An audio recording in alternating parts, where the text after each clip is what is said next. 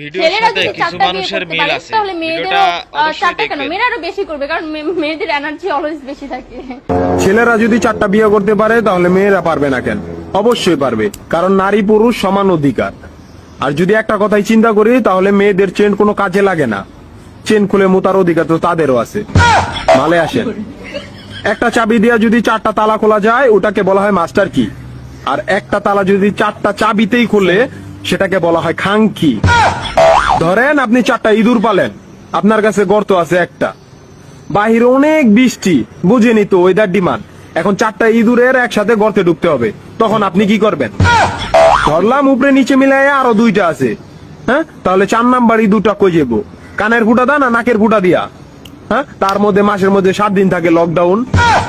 আমি মানি, আমি না শুধু সবাই মানে মেয়েদের অনেক পাওয়ার, মেয়েদের অনেক এনার্জি। তাহলে দেশের মধ্যে ঘন ঘন লোডশেডিং হয় কেন?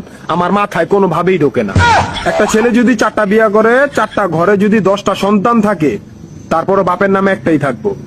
এখন আপনি যদি 4টা বিয়ে করেন, একটা সন্তান হয়, তাহলে বাপের নাম কি দিবেন?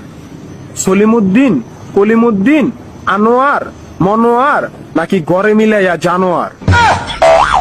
আপনি কি নারী না ঢাকা শহরের লোকাল গাড়ি?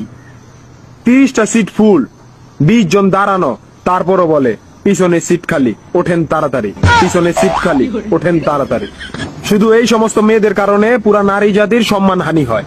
আমাদের উচিত সিটি কর্পোরেশনের কুত্তা মারার ইনজেকশন দিয়া এদেরকে মেরে ফেলা, যাতে এদের জন্য অন্য কোনো মেয়েদের কেউ খারাপ নজরে না দেখে। মারানি কোনানকার।